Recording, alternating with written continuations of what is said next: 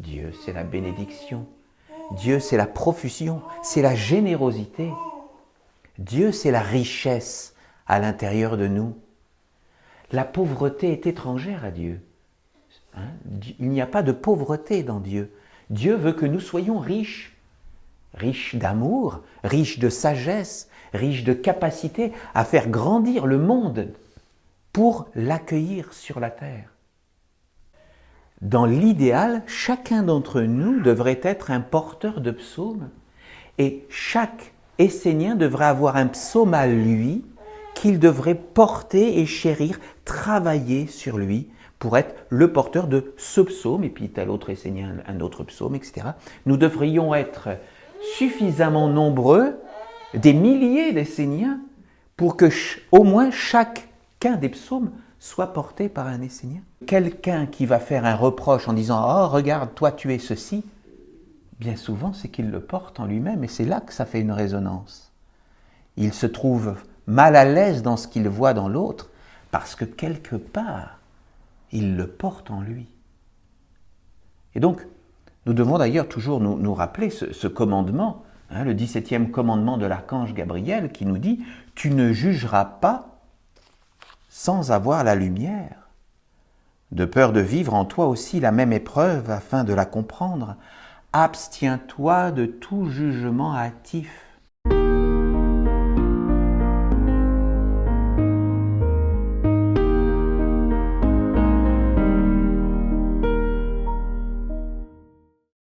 C'est une joie, c'est une très grande joie de nous retrouver aujourd'hui dans ce temple de l'Église essénienne chrétienne à Saintes. Pour commencer, je vous invite à vous asseoir confortablement sur votre chaise et à poser tout le poids de votre corps sur votre chaise et avoir ce moment d'introspection, ce moment de recentrage intérieur.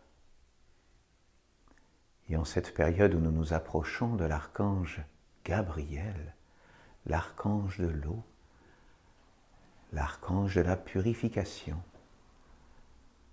l'archange du baptême, l'archange qui nous permet de nous nettoyer et de nous relier à notre âme. Soyons chacun de nous des réceptacles pour la lumière de l'archange Gabriel qui veut nous bénir, qui veut nous nettoyer, qui veut nous consoler, qui veut nous apporter la lumière véritable, éternelle.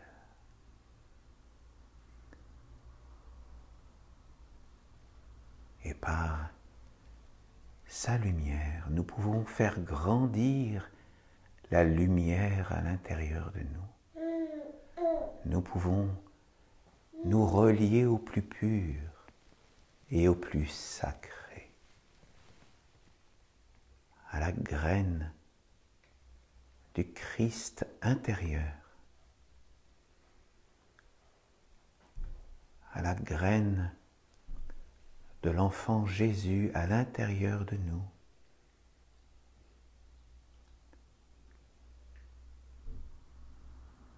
À la graine de notre âme, de notre éternité.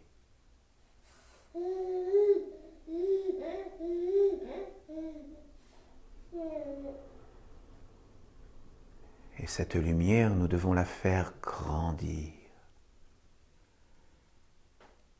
Nous devons la faire exploser à l'intérieur de nous pour qu'elle brille de mille feux.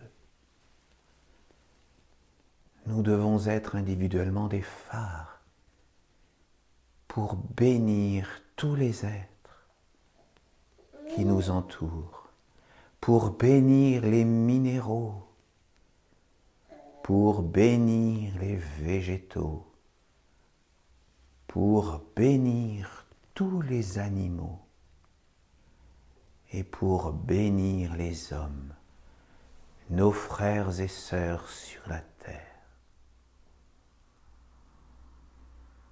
Pour bénir les anges qui veulent s'approcher de nous pour nous guider.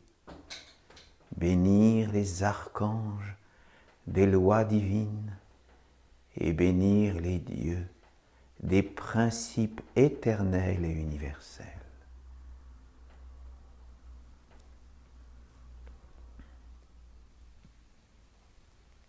Par notre lumière intérieure, nous pouvons bénir et apporter la lumière autour de nous. Nous pouvons enfanter la lumière. Comme il y a 2000 ans, Marie a pu enfanter la lumière. Et nous aussi, nous pouvons enfanter la lumière pour bénir tous les êtres.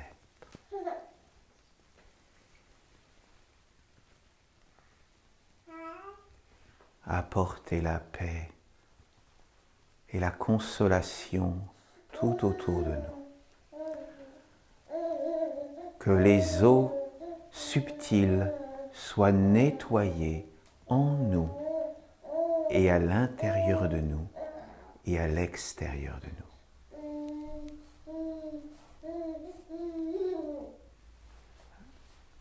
Amen.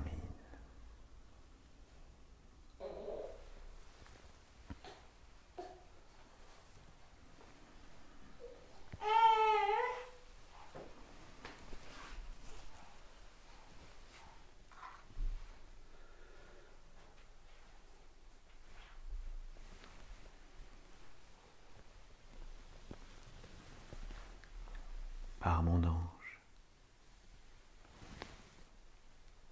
j'appelle la flamme du Père, la flamme de la Mère, la flamme de la maison de Dieu.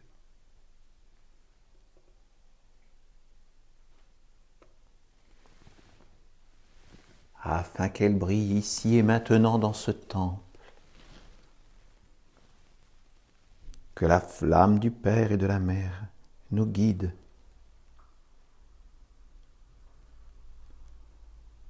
Et nous illumine à chaque instant de notre vie.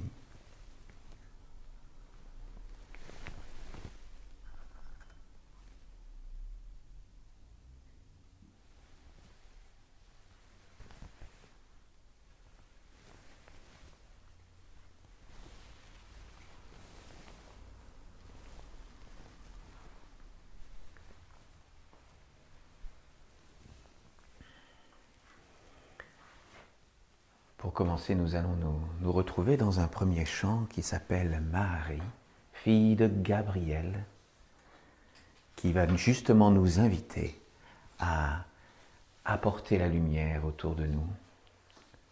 Donc, je vous invite à vous relever, à vous lever.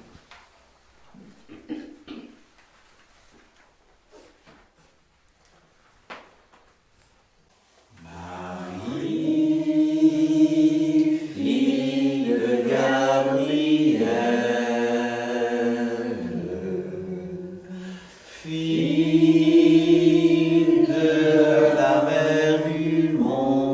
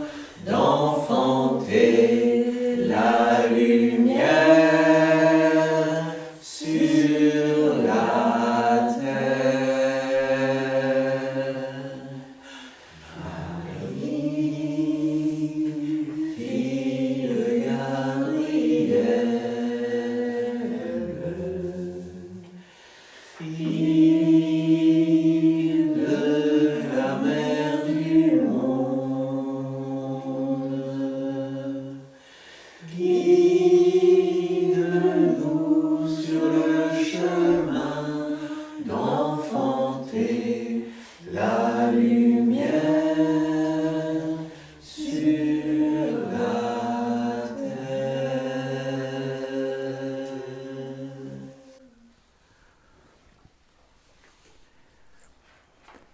Nous allons maintenant nous retrouver dans un autre chant qui s'appelle « Père, Mère, apprends-moi ». Et nous devons toujours être des personnes qui cherchons à apprendre, et ensuite à enseigner autour de nous, à apporter la lumière, la recevoir des mondes divins pour pouvoir la transmettre autour de nous. C'est toujours cet échange. Nous ne devons pas chercher à apprendre, à avoir une lumière pour la garder pour nous seuls. Nous devons la transmettre et la partager à tous nos frères, à toutes nos sœurs, et surtout à bénir, bénir, bénir, bénir tous les êtres, tous les jours. Je veux dire, c'est avant tout le premier travail de l'Essénien, c'est de bénir chaque jour tous les êtres.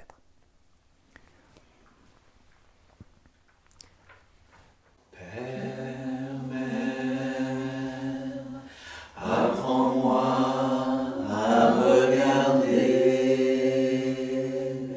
Père, Mère, apprends-moi à m'éveiller.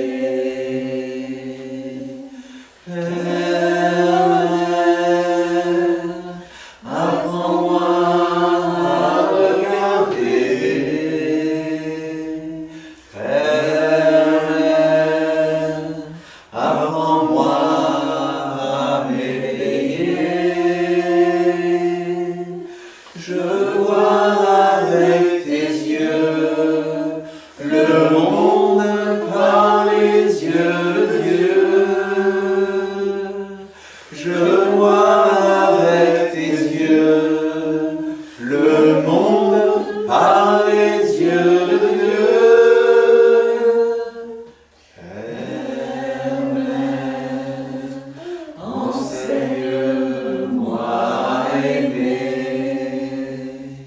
Ta flamme en moi pourra briller.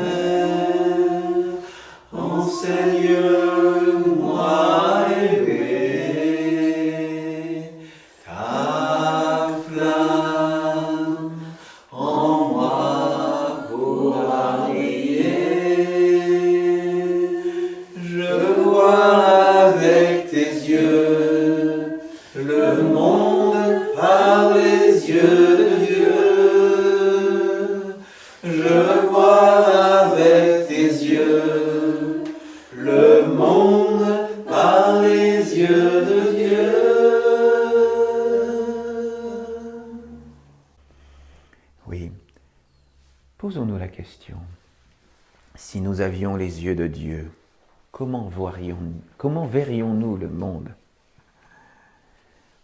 Je pense que ça serait avant tout un regard de bénédiction pour le monde, parce que Dieu veut nous apporter sa lumière, sa bénédiction, pour que nous puissions grandir, faire germer en nous le plus précieux, le Christ divin à l'intérieur de nous, et donc le faire grandir pour nous approcher de lui et pouvoir bénir tous les êtres.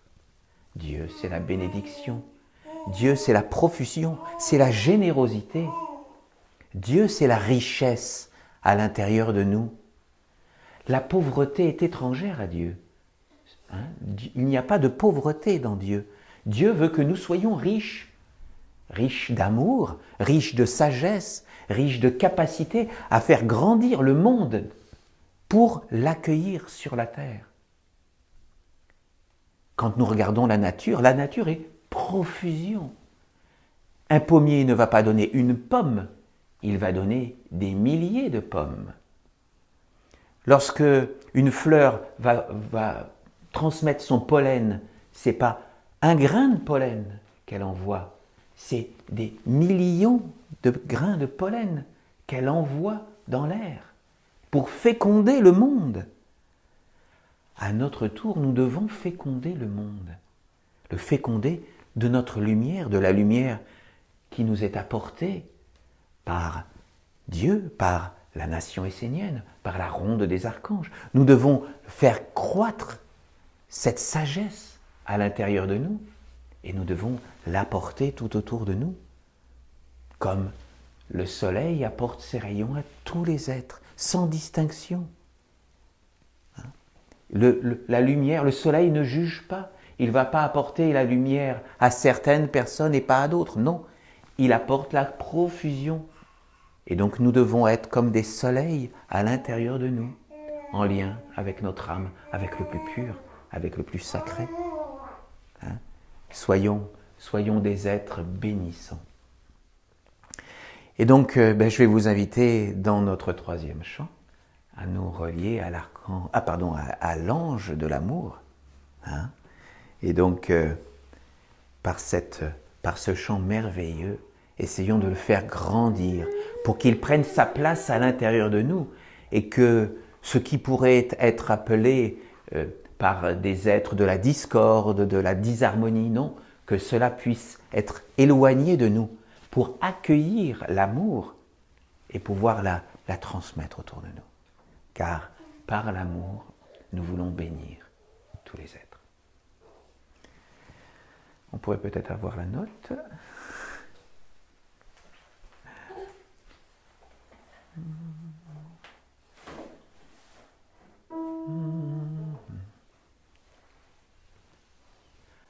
Amour, amour, ô ange d'amour, amour, amour, toi source de la vie. Amour, amour, ô ange d'amour, amour, amour, toi source de la vie. Amour, amour, ô ange d'amour,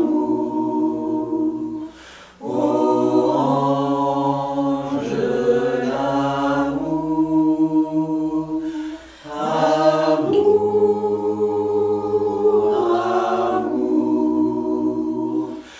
toi source de la vie.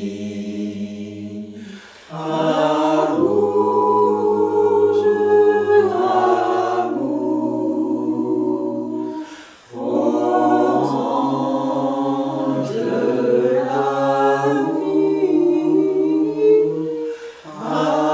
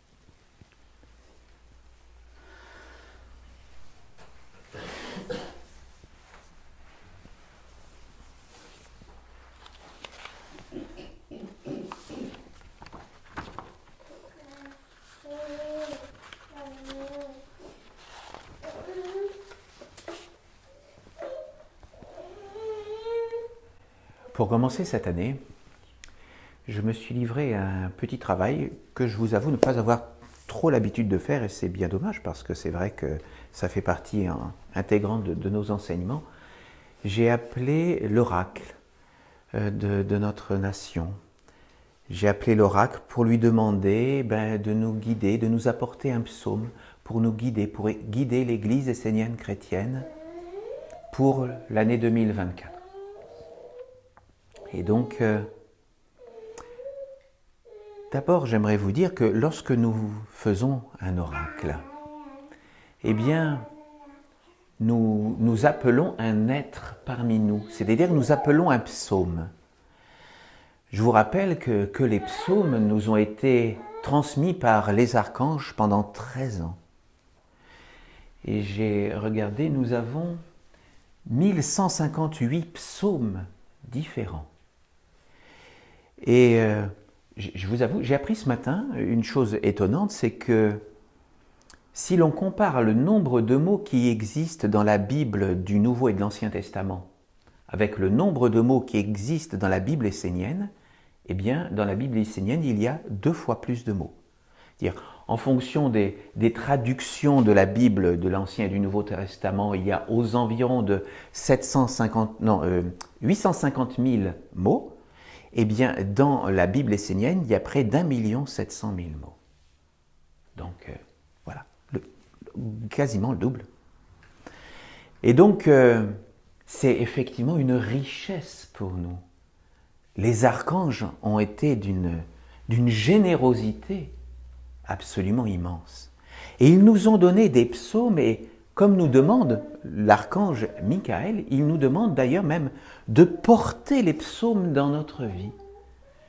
Dans l'idéal, chacun d'entre nous devrait être un porteur de psaumes, et chaque Essénien devrait avoir un psaume à lui qu'il devrait porter et chérir, travailler sur lui pour être le porteur de ce psaume, et puis tel autre Essénien un autre psaume, etc. Nous devrions être suffisamment nombreux, des milliers d'Esséniens, pour que au moins chacun des psaumes soit porté par un Essénien. Ça serait dans l'idéal. Mais donc, nous y arriverons. Et donc, comprenons que ces psaumes, ce sont des êtres que nous devons faire vivre à l'intérieur de nous. Ils ont une mission à accomplir sur terre. Lorsqu'ils se sont incarnés dans la Bible, ce sont des êtres qui ont accepté de quitter le monde divin pour s'incarner dans la matière. Nous devons le comprendre. Ces êtres-là, nous devons nous approcher d'eux avec vénération pour essayer de les mettre dans la force, dans la grandeur, parce qu'ils ont une vie propre sur terre. C'est une offrande que les mondes divins nous ont apportée. Nous devons les mettre dans la victoire. Nous devons travailler chacun des psaumes pour les faire resplendir et leur faire accomplir leur mission, qui est celui d'enseigner les hommes.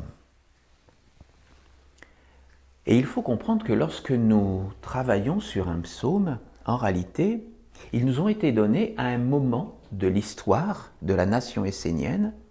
Et lorsque nous les avons reçus, nous avons essayé de les comprendre comme nous avons pu. Mais en réalité, nous devons bien comprendre qu'il y a différents niveaux de compréhension de ces psaumes. Et lorsque nous les lisons, lorsque nous les prenons aujourd'hui, nous pouvons avoir une lecture et une compréhension différente de ce qu'elles étaient, de la compréhension que nous avions à l'origine. Et lorsque nous les reprendrons dans 10 ans, dans 20 ans, dans 100 ans, ils auront encore une autre signification.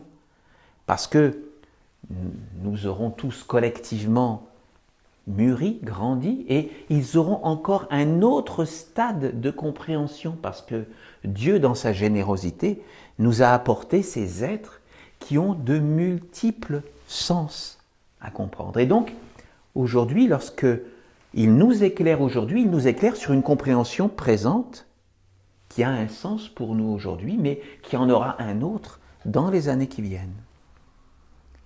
Et rappelons-nous toujours de la phrase qui existe dans la Bible. je vais dire de l'Ancien et du Nouveau Testament, l'esprit vivifie et la lettre tue.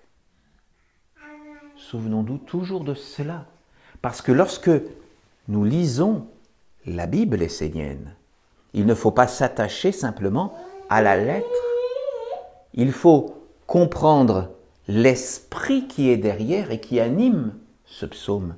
Et c'est lui qui peut nous vivifier, qui peut nous enseigner. Et donc, j'ai tiré un psaume, mais ce que je vais vous dire aujourd'hui, vous pouvez vous individuellement comprendre autre chose que ce que je vais vous expliquer, ce que je vais partager aujourd'hui avec vous. Donc ne vous arrêtez pas à ce que moi aujourd'hui je vais vous transmettre. Et le psaume que j'ai tiré, c'est le psaume 55 de l'archange Michael qui s'appelle « Les pièges qui empêchent l'homme d'aller vers la lumière ». Est-ce que ça vous intéresse ? Donc voyons ces pièges et essayons de méditer ensemble pour essayer de trouver à l'intérieur de nous le sens aujourd'hui qui peut nous toucher. Moi, il y a un passage particulier de ce psaume qui a résonné particulièrement en moi, mais pour vous, ça peut être à une autre partie de ce psaume. Donc il ne faut pas rester renfermé dans ce que je vous dis. Donc l'archange Michael nous dit dans son psaume 55, « Ce qui rend les hommes complexes, c'est qu'ils ne savent pas réellement qui ils sont. Ils n'assument pas ce qu'ils font et se tournent vers le monde divin, pensant qu'ils seront compris et acceptés. » Et donc déjà, ce verset me fait penser que bien souvent, c'est vrai que je pense que nous nous comportons comme des enfants vis-à-vis du monde divin. Et non pas forcément comme ce que nous devrions être, c'est-à-dire des adultes, des hommes et des femmes adultes qui cherchent à se tourner vers le monde divin pour avoir la lumière et la transmettre, comme des parents qui veulent pouvoir bénir tous les êtres. Bien souvent, beaucoup d'êtres humains sur Terre sont des suppliants. Ils veulent toujours demander des choses, monde divin, où ils appellent tel ange, où ils appellent tel archange,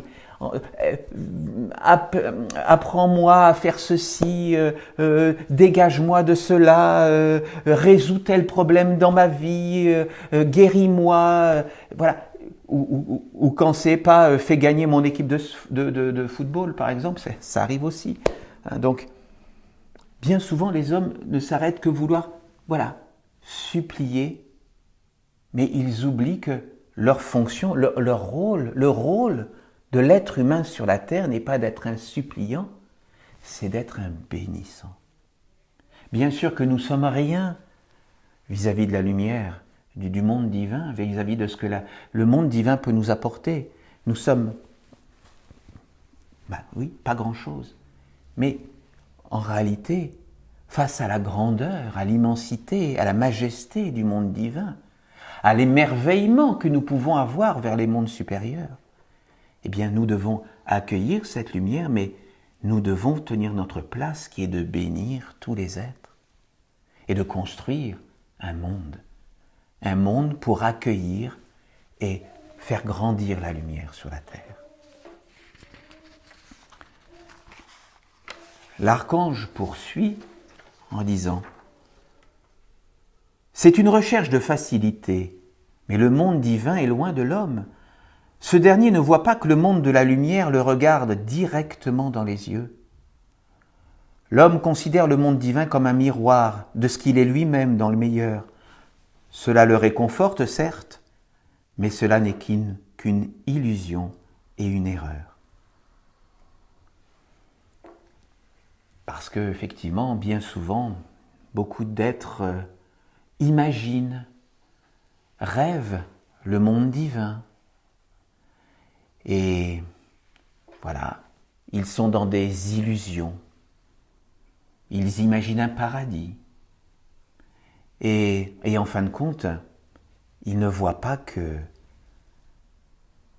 les anges, ce n'est pas simplement des êtres avec des petites ailes. Bien souvent, beaucoup d'hommes ont une vision anthropomorphique de ce que peut être le monde divin. Non, le monde divin, c'est beaucoup plus vaste de ce que nous pouvons imaginer. Il faut essayer de rien forcément d'imaginer, c'est au-delà de ce que nous pouvons imaginer. Donc il ne faut pas avoir cette vision qui nous ferait croire que les choses sont comme sur terre, parce que dans ce cas-là, nous restreignons, nous nous limitons dans le tout possible du monde divin. Et donc, si nous voulons être en résonance avec le plus pur, avec le plus sacré, nous ne devons pas nous limiter dans des visions limitées, dans des visions terre à terre des choses, des mondes divins. Le monde divin n'est pas une copie du monde terrestre. L'archange poursuit.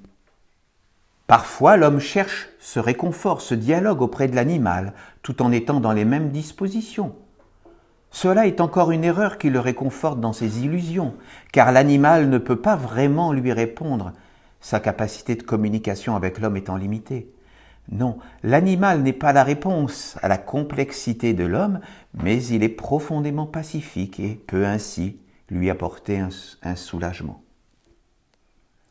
Effectivement, qui d'entre nous n'a pas eu le bonheur de partager des instants privilégiés avec le monde animal? Nous savons tous que d'avoir un animal de compagnie, c'est bien souvent irremplaçable quand des moments difficiles de notre vie peuvent nous éloigner d'une joie qui pourrait habiter à l'intérieur de nous. L'animal, bien souvent, va pouvoir nous aider à nous consoler et de s'occuper du monde animal, de le soutenir, de le bénir. C'est aussi notre rôle, notre place d'être humain, mais de bénir donc le monde animal, le monde végétal, le monde minéral tout autant, bien évidemment.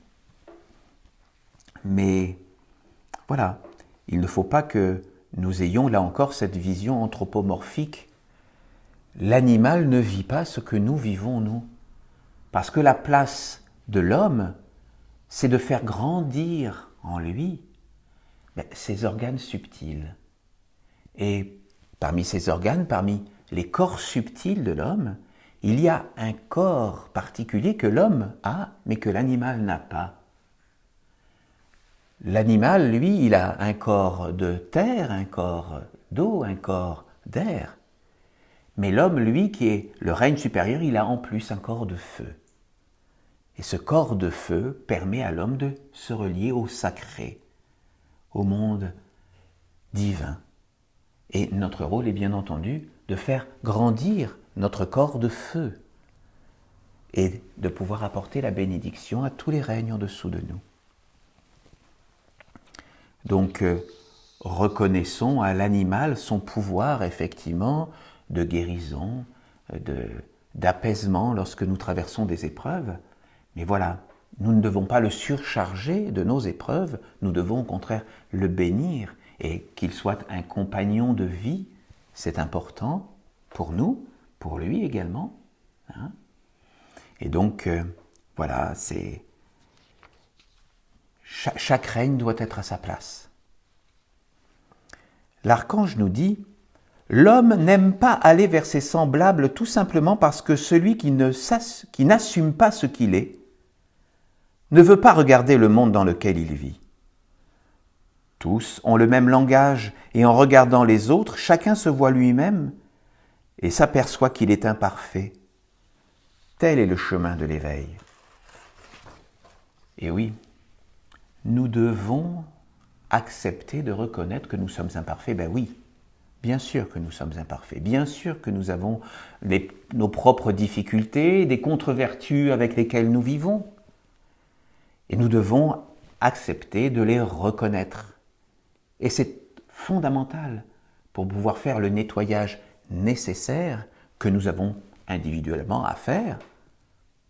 Ce nettoyage où nous devons reconnaître et regarder en face nos propres difficultés pour pouvoir essayer de les maîtriser, pour pouvoir essayer de se nettoyer. Et le moment que nous allons traverser, que nous allons vivre avec l'archange Gabriel, est justement le moment où nous pouvons nettoyer le lien qui existe avec notre âme. Et donc pour cela, nous devons prendre le temps de méditer, de nous regarder à l'intérieur de nous. Et lorsque nous faisons ce travail, nous pouvons ensuite savoir qui l'on est. Et quand nous savons qui l'on est, nous pouvons aller vers les autres, en étant stables sur nous-mêmes.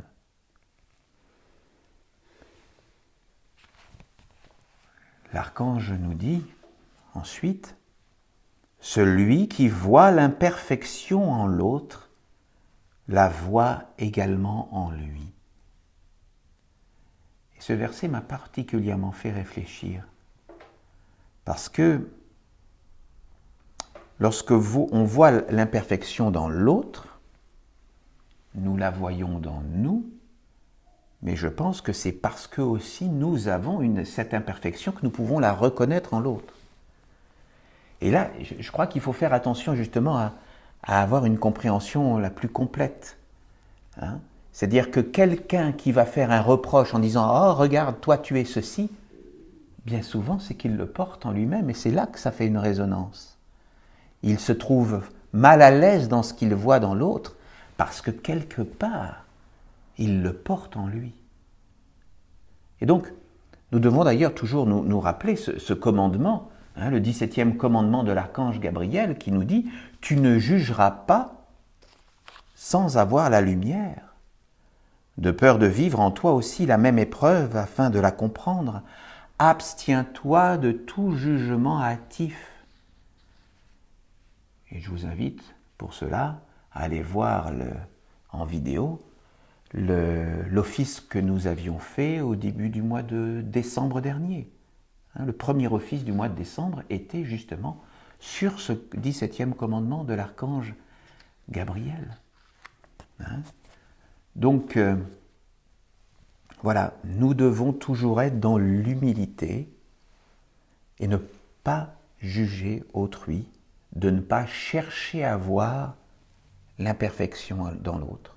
Ou alors, d'abord, occupons-nous de notre propre imperfection ou de nos imperfections, si on veut être honnête, parce que nous en avons tous plusieurs. L'archange Gabriel nous dit « L'homme comprend que quelque chose ne va pas dans sa vie et veut se mettre en chemin pour se transformer. Il désire consacrer sa vie à quelque chose de supérieur qu'il n'est pas lui-même. Un nouveau piège alors apparaît, car l'homme n'accepte pas ce qu'il est, et surtout le monde invisible qui se révèle à travers lui et à travers les autres. Il ne veut pas affronter cette réalité. » Donc là, l'archange nous dit qu'effectivement, l'un des pièges pour nous, c'est de ne pas accepter de voir nos propres faiblesses. C'est là, pour lui, un piège qui nous empêche d'aller vers les mondes supérieurs. Nous ne voulons pas accepter de regarder la réalité qui est à l'intérieur de nous. Qu'est-ce qui vit à l'intérieur de nous? Est-ce que ça peut être, je sais pas, la colère, la jalousie, la méchanceté, la naïveté, l'impulsivité, l'égocentrisme, l'autoritarisme, la susceptibilité. Il y a tellement de contre-vertus qui peuvent vivre à l'intérieur de nous, parfois bien cachées, bien tapies. Donc c'est pour ça que nous devons tous individuellement faire ce travail d'introspection, de méditation à l'intérieur de nous. Le travail de l'essénien est de reconnaître ces imperfections pour essayer de les endormir. Parce que, là encore, la vision essénienne du bien et du mal est particulière. Nous savons que le mal existe. Nous devons le reconnaître et le mettre dans la non-existence. C'est-à-dire, le mal est toujours un potentiel, mais nous devons essayer de ne pas le manifester en nous, c'est-à-dire le mettre dans le recyclage, dans la terre-mère.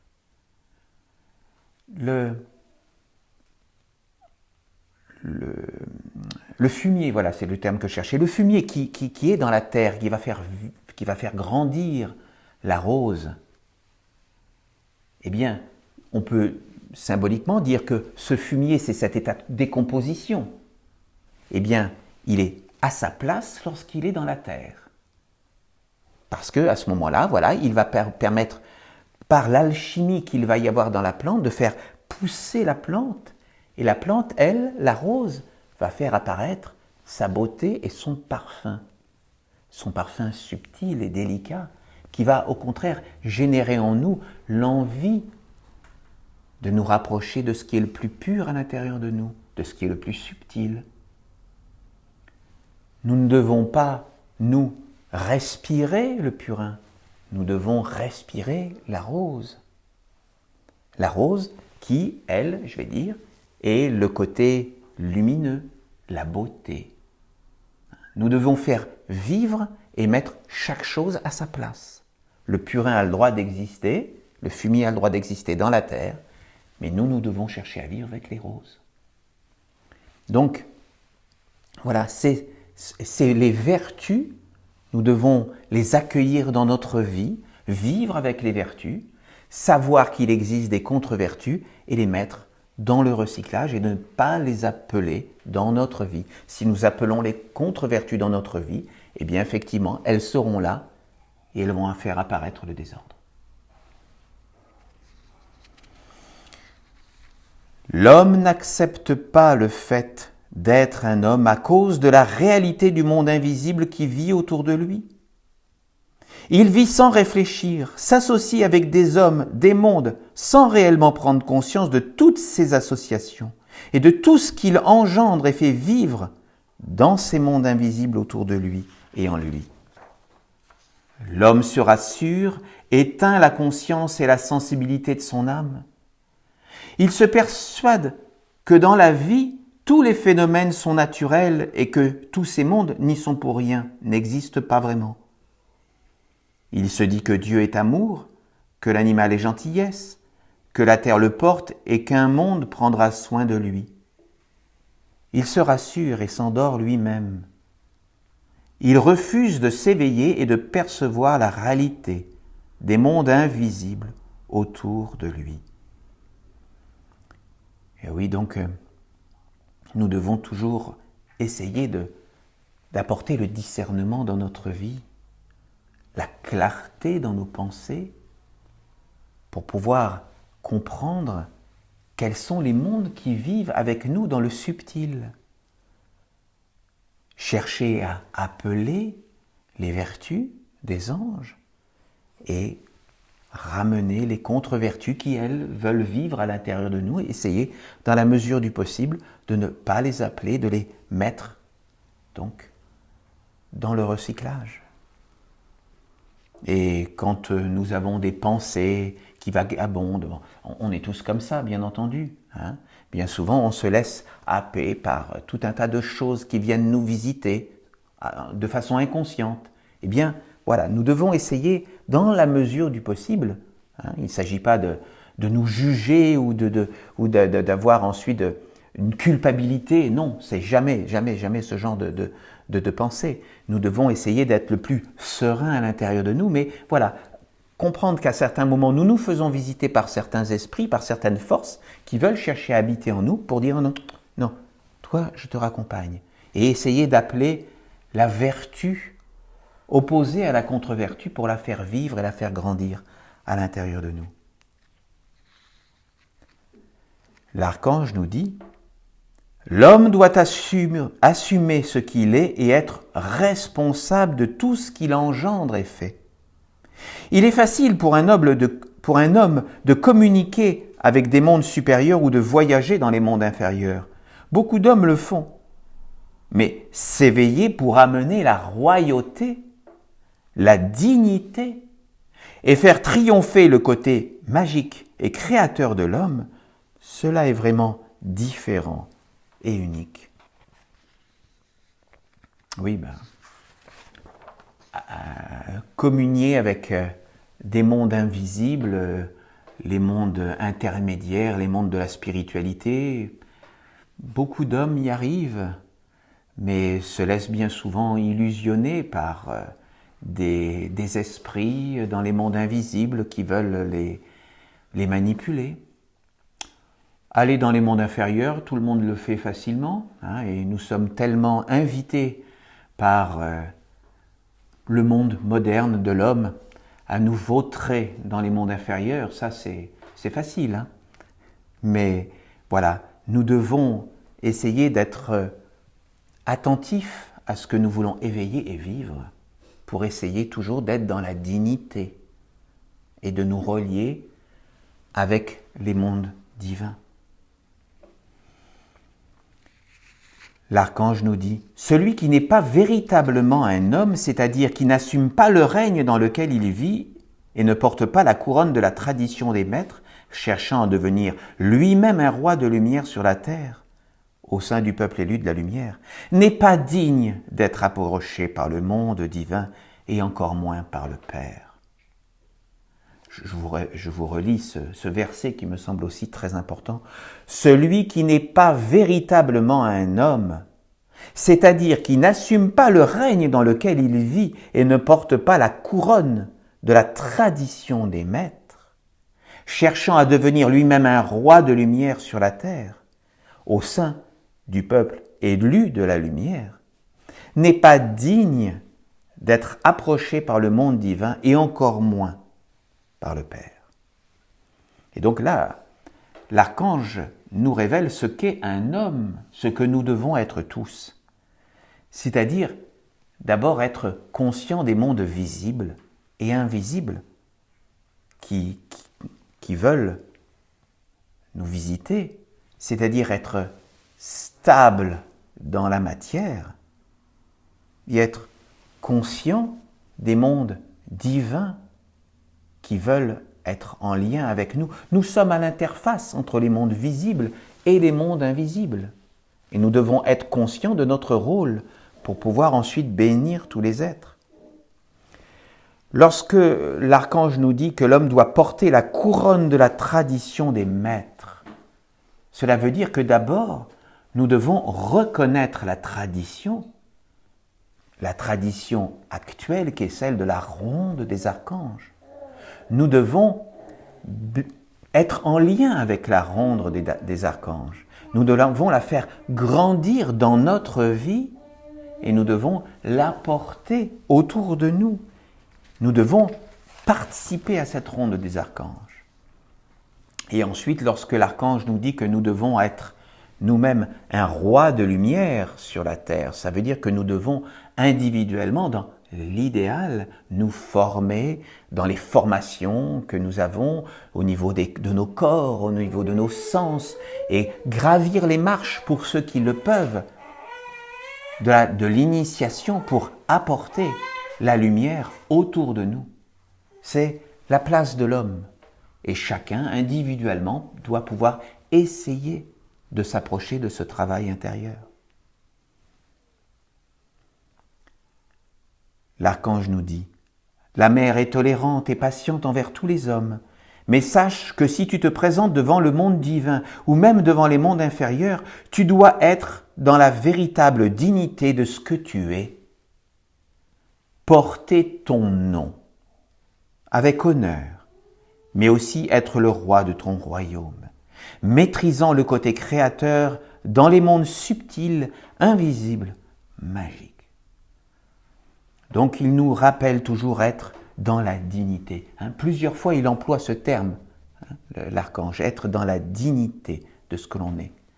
Il nous demande de porter notre nom. Alors il veut dire par là que nous devons porter en nous le nom que la mère nous a donné à notre naissance. Lors de notre incarnation, nous avons reçu un nom secret, un nom subtil que la mère nous a donné. Et les initiations esséniennes peuvent permettre de trouver le nom que la mère nous a donné. Et nous devons porter avec dignité ce nom-là, avec force, pour apporter la lumière de ce que nous sommes censés porter dans cette incarnation. C'est véritablement une initiation particulière, avoir ce qu'on appelle le nom de la mère dans la tradition, qui existe dans plusieurs peuples, dans plusieurs traditions. Il y avait donc ces initiations particulières qui sont actuellement donc revivifiées, réactualisées dans la nation essénienne. Nous devons donc porter notre nom pour ensuite être le roi de notre royaume, c'est-à-dire pouvoir être dans la maîtrise de ce qui vient à l'intérieur de nous et ne pas nous laisser influencer par des esprits, par des génies, par des égrégores qui veulent nous manipuler, par les contre-vertus, en somme. Et c'est par ce travail intérieur que nous pouvons être dans la maîtrise. Et pour terminer, l'archange nous dit « Vouloir t'évader du monde dans lequel tu vis est une grande illusion et une utopie.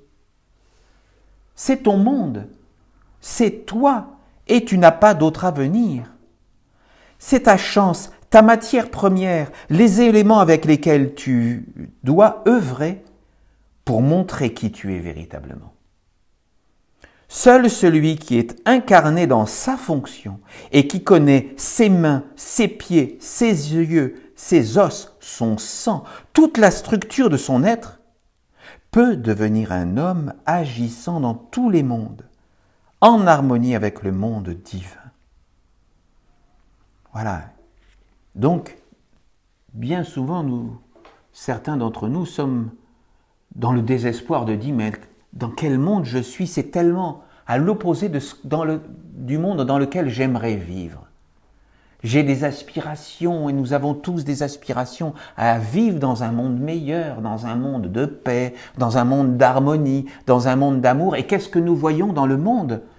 Nous voyons la haine, nous voyons la méchanceté, nous voyons la guerre tous les jours. Et nous sentons quelque part étrangers à ce monde. Et bien pourtant, c'est là que nous sommes et c'est notre monde. C'est dans ce monde-là que nous devons prendre pied, nous enraciner pour être stables et apporter autre chose. Notre place est d'apporter une lumière dans le monde. Et donc, cette lumière, nous devons la chercher avant tout à l'intérieur de nous, faire le travail d'introspection que nous avons parlé, et donc nous devons être stables et accepter le monde tel qu'il est, parce que c'est notre monde, et nous devons nous connaître, comme il dit, nous connaître nos mains, nos pieds, nos yeux, nos os, notre sang, toute la structure de notre être, pour ensuite être forts et pouvoir bénir tous les êtres.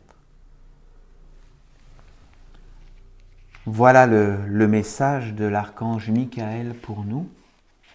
Donc c'est une sacrée leçon, c'est un enseignement qui est là pour nous dire, voilà, travaillez sur vous tous pour être vous-même qui vous êtes, pour nous renforcer dans la maîtrise de nous-mêmes, ne pas avoir peur de regarder nos propres imperfections, les contre-vertus qui vivent à l'intérieur de nous, pour pouvoir ensuite les mettre dans le non manifesté et essayer comme nous pouvons de nous nettoyer, mais en sachant effectivement que nous ne pouvons pas être parfaits, nous le savons. Nous devons être dans cette humilité de nous dire que voilà, nous faisons le mieux possible, mais voilà, nous devons chercher à travailler sur nous, en lien avec la ronde des archanges, pour pouvoir ensuite bénir tous les êtres, apporter la lumière qui nous est offerte. Je vous remercie.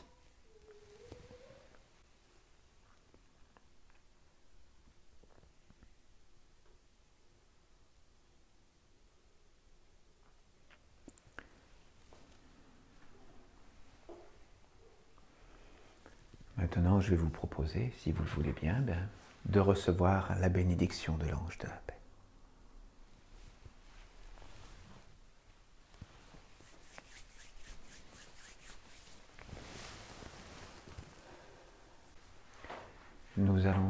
Nous arrivons déjà au terme de notre office. Et donc nous allons nous réunir dans notre dernier chant, ensemble.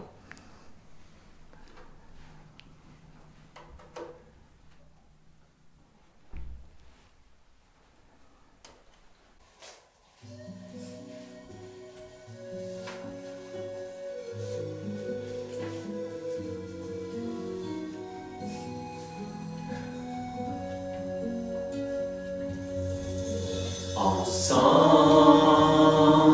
nous protégerons nos mystères. Ensemble, nous serons plus forts qu'hier. Ensemble, nous bâtirons les repères d'une nation libre sur la terre. Ensemble, nous ouvrirons la porte de la vie. Ensemble, à l'Éternel, nous offrirons nos fruits. Apprendre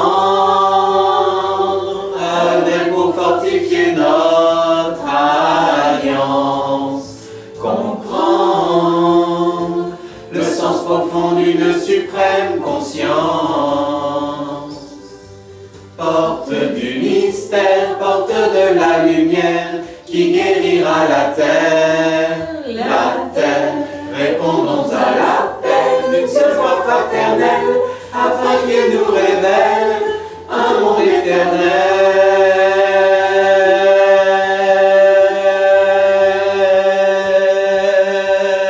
Qu'ensemble, nous transformions le cours de l'histoire. Que ça semble un peuple qui trouvera la victoire. Victoire dans la perfection de notre mission sur terre. Au nom des enfants de la lumière.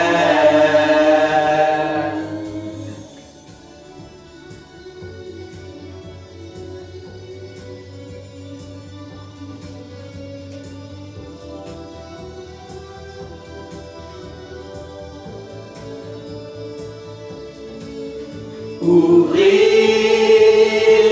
le sens de notre existence, l'offrir à l'universelle conscience. Ensemble, ensemble, ensemble,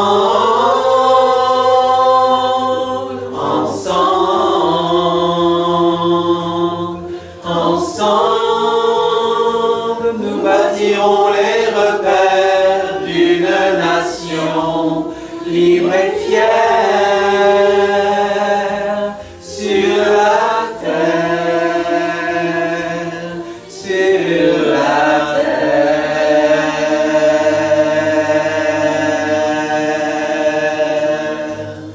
sur la terre.